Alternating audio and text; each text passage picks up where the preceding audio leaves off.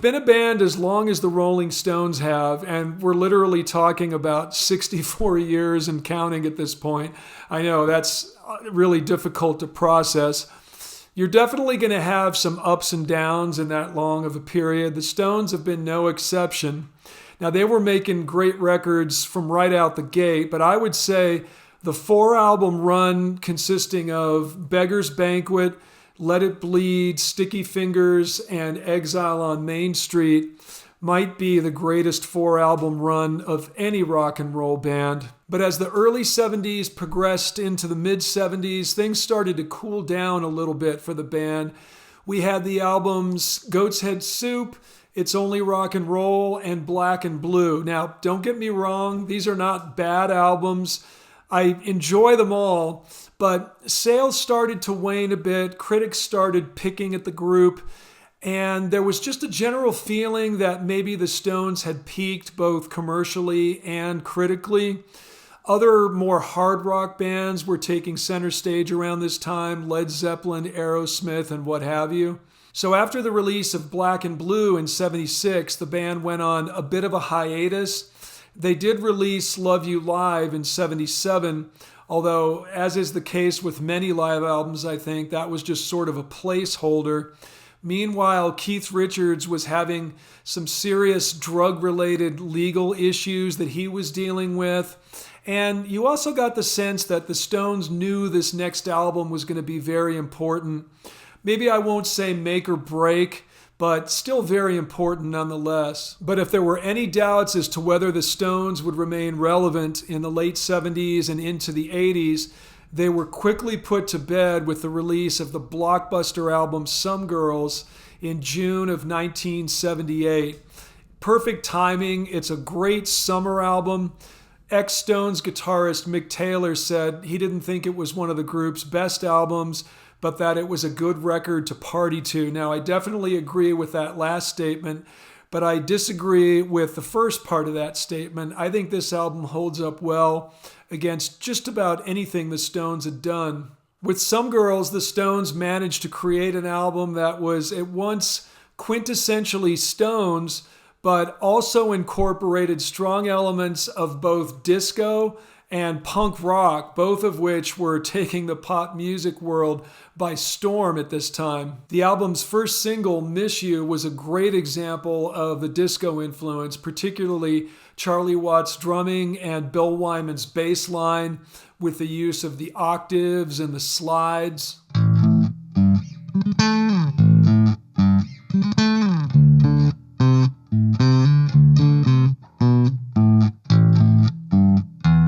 Keeping with the disco theme, the Stones also released an extended version known as the Extended Disco Mix, which was the first time they had ever done a dance remix on a 12-inch single, definitely keeping up with the times. But at the same time, this was still pure, gritty Stones. This was not like anything the Bee Gees or Donna Summer were putting out. Hey, what's the matter, man? We're gonna come round at 12 with some Puerto Rican girls that's just died to me too. We're gonna bring a case of wine. Hey, let's go make some fool around, you know, like we used to. I love it. That's one of those classic Mick rap bits that only Mick could pull off. Now, the punk rock influence creeps into songs like Lies and Respectable. Now, the Stones had always done sort of gritty, fast-paced rockers. I'm thinking of stuff like Bitch from the Sticky Fingers album. But this feels a bit different. This definitely feels a bit more punk rock to me.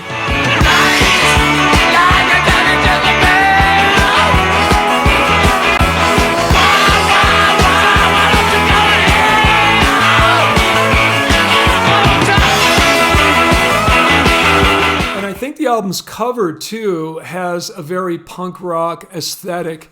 This is my old copy. This is the one that I bought back in '78. I was 12 years old, and I played this album to death.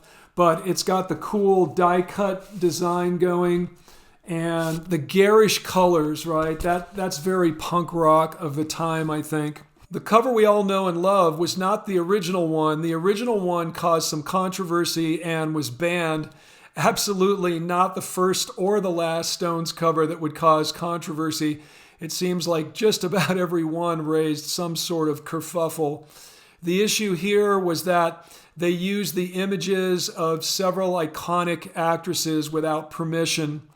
Judy Garland, Lucille Ball, Raquel Welch, Farrah Fawcett, and so on. But in this case, I really think it ended up for the best, because now we get these wonderful images of the band itself, their faces superimposed over this ad for cheap wigs. I mean, come on. Farrah Fawcett's nice, but Charlie Watts in lipstick with an afro wig is something that I think we all needed to see. And then when we pull out the dust jacket, we get the message, "Pardon our appearance, cover under construction." Again, very punk rock, looks almost like something you might have seen on the first Sex Pistols album. Even George Harrison makes an appearance down here in the bottom. I guess he didn't mind that the Stones used his image without paying him. But all this is only just scratching the surface. There are so many different styles meshed into this album. Out of nowhere, side 2 opens with a beautiful little country piece called Faraway Eyes. Actually, it's a subgenre of country known as Bakersfield country. A lot of people probably don't know about it. Bakersfield, if you're not familiar, is a little town that's about 100 miles north of Los Angeles. Basically, it's farm country, and people like Buck Owens came out of this area and pioneered the genre. The song features some great pedal steel playing from Ron Wood. By the way, this was the first album where Ron Wood was really a complete, fully fledged member of the Stones. He had contributed to It's Only Rock and Roll and Black and Blue. And I think this also had something to do with the cohesiveness of this album. The Stones were really a solid unit once again. And maybe the best part, we get to hear Mick Jagger attempting not only an American accent, but a Southern American accent. And it's actually really bad. But I think that's a huge part of the song's charm. And the lyrics are hilarious, like most good country tunes. It tells a little story, and you find yourself waiting for the next verse to figure out what's going to happen. I was driving home early Sunday morning through Bakersfield, listening to gospel music on the colored radio station. And the preacher said, "You know, you always have the Lord by your side." And I was so pleased to be informed of this that I ran 20 red lights in his honor. But in spite of that brief foray into Bakersfield country, Some Girls is the Stones' ultimate New York album. The lyrics are peppered with references to the city, Shattered being the ultimate example. Apparently, Mick wrote the lyrics while being driven around Manhattan in a taxi cab, and he captures the energy of New York in the late 70s beautifully. Friends are so alarming and my lover's never charming. Life's just a cocktail party on the street. Big apple, paper dresser, plastic bags, directed traffic, some kind of fashion. Laughter, joy, and loneliness, and sex, and sex, and sex, and sex. Look at me, I'm in tatters. I once had a conversation with an A&R guy from one of the major labels, and he said the first time he heard Shattered, he knew the Stones were back. And I totally agree. There's an energy there that had been somewhat lacking over the previous few years. And I do think part of it is the album's production by Mick and Keith, who had dubbed themselves the Glimmer Twins by this point. Particularly Charlie Watts' snare drum. I can't tell you how much I love that. It's such a great, crisp crack to it that I don't think was equaled on any other Stones album. And I love the way the guitars sound too. Richards and Wood often go for a heavy phaser effect, Shattered and Beast of Burden being great examples. I once read an interview with Bill Wyman where he said that as great a guitarist as Mick Taylor was, that Ron Wood fit in better. He was more Stonesy was the term he used. And I totally agree. With Mick Taylor, there was a distinct divide between lead guitar and rhythm guitar. But with Ron Wood, The guitars just mesh together. You can't even really tell who's playing what half the time, which I think is more like the original Stones sound back in the Brian Jones days. Due to Keith's ongoing legal battles, it's generally accepted that Mick Jagger was the main driving force behind the Some Girls album, and it worked out great for the band. But Keith did manage to turn in a great little tune called Before They Make Me Run. I always look forward to that one Keith track you would get on just about every Stones album. Perhaps not surprisingly, the song was inspired by Keith's legal woes. In his autobiography, Life, he described the track as a cry from the heart regarding the mental baggage of his upcoming court case and his plea to Canadian authorities to let him walk rather than face prison. The phrase, walk before they make me run, refers to receiving a lenient sentence rather than face prison. Now, the Stones have never been known for their virtuosity or musical complexity. It's always been more about the feel. Keith Richards has said this many times. But this album is an extreme example of the Stones' simplicity, something that I noticed a while back and now I can't put out of my mind. The vast majority of tunes on this album follow the same 1/4 progression based around 2 chords, predominantly in the key of A or A minor. Check this out. Just running down side 1, we have Miss You, which is based around A minor 7 and D minor 7, 1/4. I've been holding out so long, I've been sleeping on the lawn, Lord, I miss you. Track 2, when the whip comes down,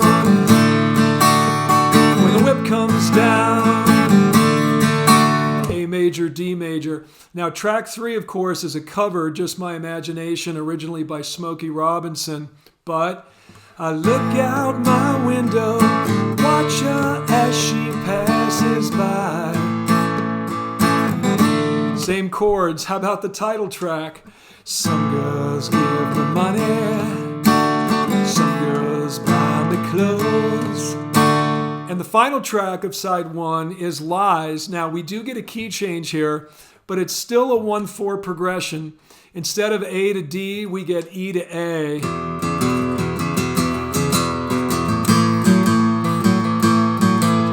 Pretty crazy, right? Now, you might say, well, that's not very creative or imaginative. But you know what? It doesn't matter. It just proves that in rock and roll, it's all about the attitude and all the little things that you put around it. You would never say that these songs sound the same because they really don't. And I have this theory that maybe one of the reasons why this album flows so well as an album when you just put it on and let it play is the similarity in that progression. But whatever the reason, this album clearly resonated strongly with the public. It hit number 1 with sales of over 6 million in the States alone. The Miss You single also hit number 1. By the way, that's the last Stones single to have achieved that goal. Kind of interesting. The album also seems to be a favorite of the band itself, as all 10 of its tracks have been played live at one point or another. Only 2 other Stones albums can boast of that distinction, Let It Bleed and Sticky Fingers, which, of course, are frequently listed as among the top Stones albums of all time. There are at least 3 tracks on Some Girls that are undisputed Stones classics among their best loved.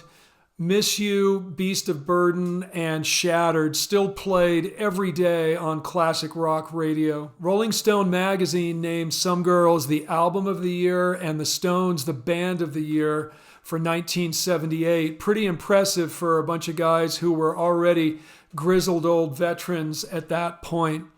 And Some Girls was not one of these records that made a splash at the time and then aged poorly. It still sounds fresh as ever today.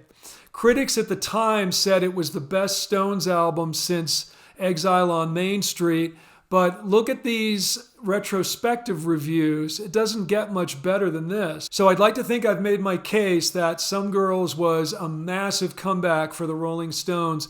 Even if you're an old school fan who didn't like the style, there's no denying that this record supercharged the Stones' career and made them a major force in pop music once again. But let me know what you all think. And of course, please like, subscribe, ring the bell so you get notifications. Consider making a financial contribution. Look in the description of the video for the options. Buy me a coffee and PayPal seem to be the most popular. All right, talk soon.